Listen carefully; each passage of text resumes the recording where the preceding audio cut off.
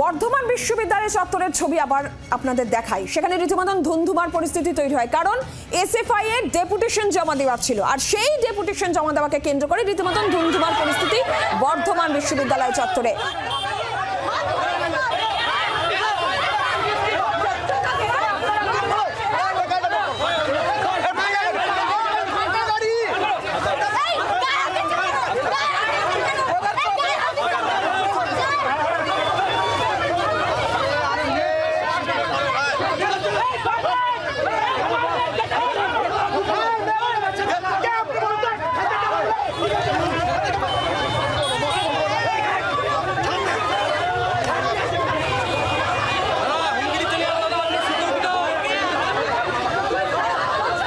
উপাচার্যকে deputation দিতে হলে গেটেই বাধা পুলিশের।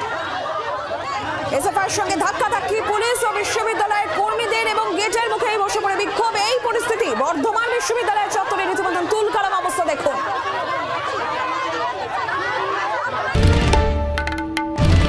বাংলার আওয়াজ, বাঙালির আবেগ, জি 24 ঘন্টা।